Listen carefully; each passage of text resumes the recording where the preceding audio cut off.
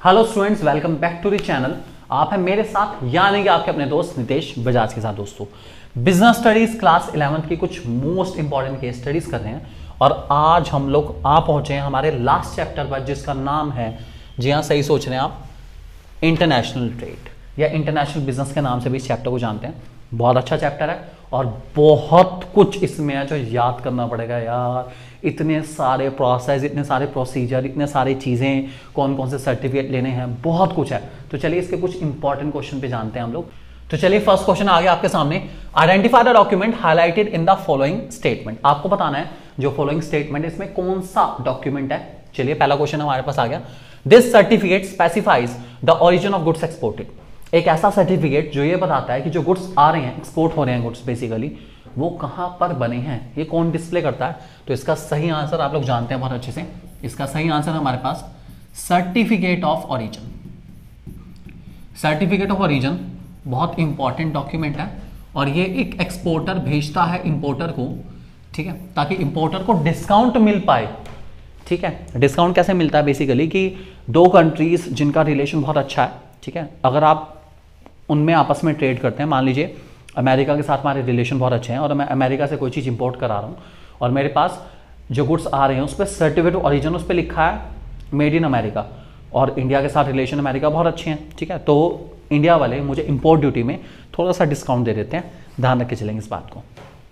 Second, this document is issued by the commanding officer of the ship to the exporter after the cargo is loaded on the ship.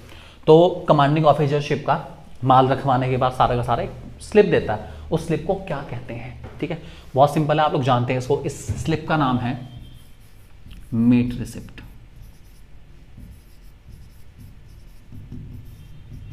ठीक है, ध्यान रखे चलेंगे। This is called mate receipt. Mate receipt इस बात का proof है कि भैया जो आपका माल है, जो आपके गुड्स हैं, वो शिप पे लोड हो चुके हैं। टेंशन ना लो बिल्कुल भी।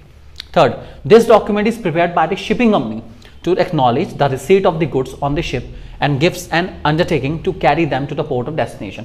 एक ऐसी स्लिप या एक ऐसा डॉक्यूमेंट जो कि दिया जाता है एक्सपोर्टर को कि भैया हमने आपसे माल ले लिया और इसे हम उस पोर्ट तक जहां तक पहुंचाना है वहां तक जरूर पहुंचाएंगे। लो जी, इस बात का प्रूफ। तो इसको हम क्या चलते हैं, बहुत सिंपल है, लो आप लोग जानते हैं इस बात को। इसको कहा जाता है बिल ऑफ लेडिंग। तो बिल ऑफ लेडिंग इस तरीके से शिप की वो टिकट है कि भैया हमारे जो गुड्स हैं वो शिप पे लोड हो चुके हैं अपना, और ये पहुंच जाएंगे जहां तक पहुंचने। हमने पैसा दे दिया कंपनी को और उन्होंने हमें प्रूफ दे दिया कि आप चिंता ना करो, आपका माल हम पहुंचा देंगे जहां तक पहुंचाना है।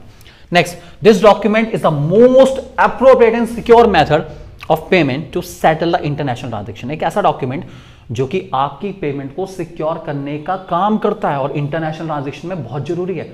भैया डॉक्यूमेंट बहुत जरूरी है लेना। इस डॉक्यूमेंट का नाम क्या है? ये डॉक्यूमेंट हमारा कहलाता है letter of credit. Letter of credit इस बात का प्रूफ है कि हमने जिस भी इंसान को माल बेचा है, ठीक है, फॉरेन कंट्री में, कि उसके अकाउंट में या उसकी इतनी वर्थ है कि वो इतने का माल मंगाए, वो अपने बैंक से लिखवा के देता है कि भैया नहीं, आप चिंता ना करो, हमारा ये जो बंदा है ना जो आपसे माल मंगा रहा है बहुत बढ़िया है, अगर ये पैसा नहीं देता तो बैंक पैसा देगा, आप टेंशन ना लो, इसको माल दे दो, कोई दिक्कत नहीं। चलो अच्छी बात है। On the basis of this document, custom office grant permission for the export। एक ऐसा डॉक्यूमेंट जिसके बेसिस पर आपको परमिशन मिलेगी कि हाँ भाई आप माल भेज सकते हो। तो बहुत सिंपल है, सब लोग जानते हैं, इसको कहते हैं हम IEC, इंपोर्ट एक्सपोर्ट कोड। बिना इसके आपके पास परमिशन नहीं कि आप माल भेज पाओ दूसरी कंट्री में। ध्यान रखे चलेंगे इस बात को। नेक्स्ट क्वेश्चन, क्वेश्चन नंबर 2 आपके सामने आ चुका है। ओके, क्वेश्चन में पूछा गया briefly outline any 2 benefits available to the business firm who are engaged in leather export। okay, ठीक है, और how do the different countries engage in the international trade of leather goods stand to gain। okay, मतलब basically जो इंसान export कर रहा है उसको क्या फायदा है, और जिस कंट्री में एक्सपोर्ट करा जा रहा है या जो कंट्री इंपोर्ट कर रही है उसको क्या फायदा है। फायदे की बात चल रही है। क्वेश्चन बढ़ते हैं एक बारी। India is considered to be one of the leading exporter of leather goods. The main leather items include leather bags, belts, leather pouches, and handbags. Different kind of gifts item like key rings, leather journals, and leather covered notebooks also have a huge demand in the foreign countries.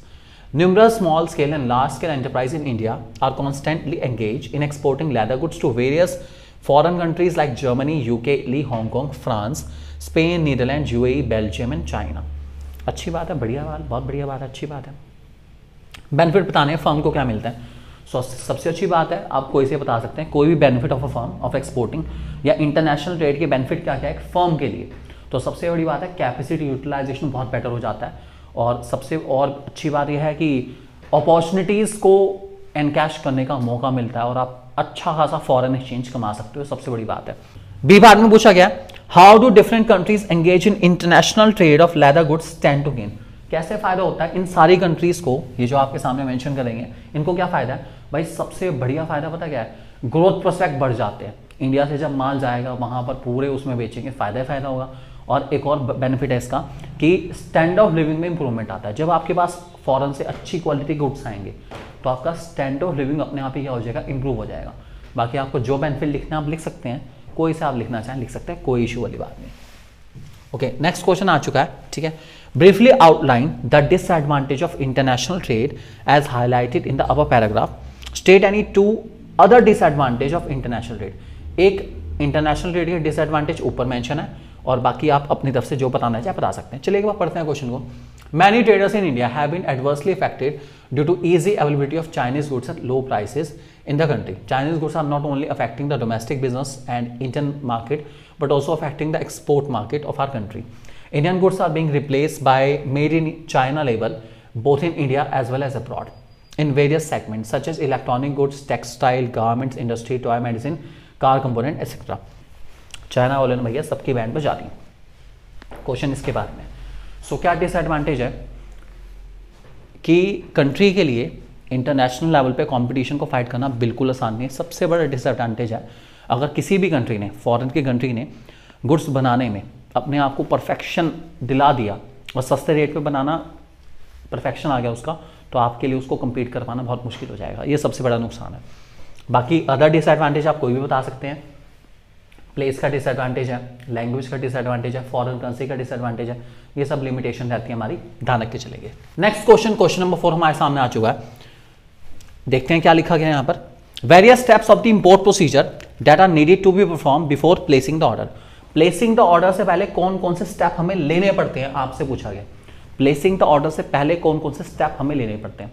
तो बच्चों, placing the order से पहले जो हमें step लेना पड़ता है उसमें सबसे पहले स्टेप का नाम है ट्रेड इंक्वायरी, ठीक है। सबसे पहले हमें ट्रेड इंक्वायरी करनी पड़ती है, ठीक है, ध्यान रख के चलेंगे। उसके बाद हमें जो दूसरा पॉइंट हमें ध्यान रख के चलना है, ट्रेड इंक्वायरी के बाद करना पड़ता है, वो करना पड़ता है हमें क्या, सोचो एक बारी, लाइसेंस लेना पड़ता है बेटा। क्या लेना पड़ता है? लाइसेंस, इंपोर्ट एक्सपोर्ट का लाइसेंस लेना पड़ता है। और उसके बाद हमें अरेंज करना होता है फॉरेन एक्सचेंज, उसके बाद ही हम ऑर्डर प्लेस कर सकते हैं, बिना उसके हम लोग ऑर्डर प्लेस नहीं कर सकते। ध्यान रख के चलेंगे इस बात को। नेक्स्ट और लास्ट क्वेश्चन हमारे सामने आ चुका है बच्चों, क्वेश्चन नंबर 5। ध्यान से देखेंगे इस क्वेश्चन को। क्वेश्चन पूछा गया, what are the various formalities that Gaurav has to complete before applying for the reservation of shipping space. Shipping space करने से पहले, मतलब अपने गुड्स के लिए जो एरिया रिजर्व करा जाता है उसको करने से पहले कौन कौन सी फॉर्मेलिटी गौरव को यहाँ कंप्लीट करनी पड़ेगी, ठीक है। और डॉक्यूमेंट उसको कौन सा मिलेगा, शिपिंग कंपनी के द्वारा, जब वो अपना स्पेस रिजर्व कराएगा। चलिए एक बार क्वेश्चन पढ़ लेते हैं। Gaurav is a leading manufacturer of medical appliances in India. His company is famous for selling quality goods in wide variety in the country. His most selling medical appliances include absorbent gauze, sterilite gloves, surgical face masks, surgical caps, crepe bandages, and other surgical disposables. He has recently procured an export order for these medical appliances and has obtained his IEC code number. Since he has a ready stock of goods to be exported, he wishes to complete all the other formalities before applying for the reservation of shipping space.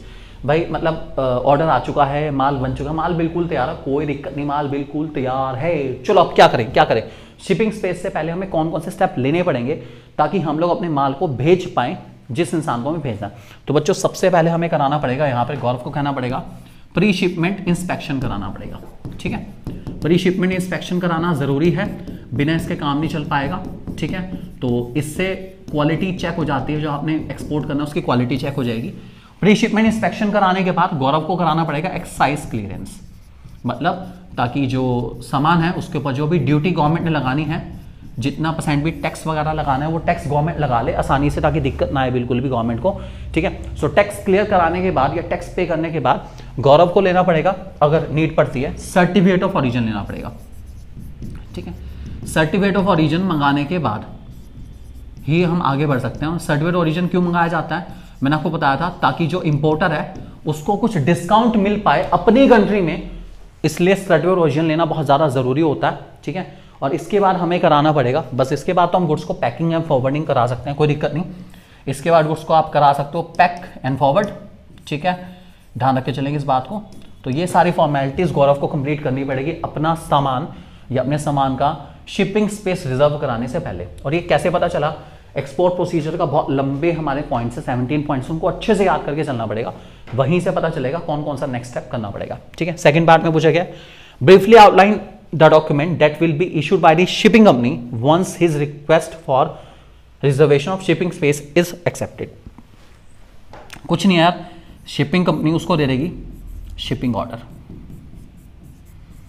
Shipping order इस बात का proof है कि भैया उसका जो shipping space है वो रिजर्व हो चुका है, शिपिंग स्पेस रिजर्व हुआ है, बस माल नहीं आया, अभी माल रखवाना है, रखवाने के बाद मीट रिसीट भी मिलेगी, उसके बाद मीट रिसीट लेके वो जाएगा, फिर कंपनी उसकी सब ड्यूज कैलकुलेट करेंगे, पूरा ड्यूज लेने के बाद बिल ऑफ लेडिंग भी देंगे उसको, तो लंबा प्रोसेस है पूरा। फिलहाल शिपिंग स्पेस रिजर्व कराने के बाद उसको क्या मिल जाता है, शिपिंग ऑर्डर मिल जाता है, इस बात को ध्यान रख के चलेंगे। अच्छे क्वेश्चन है, इंपॉर्टेंट क्वेश्चन है, डॉक्यूमेंट से रिलेटेड बहुत ज्यादा क्वेश्चन आते हैं इसमें, अच्छे से करके चलेंगे इन सारे क्वेश्चन को। So thank you very much for being with us, have a nice day, God bless you all.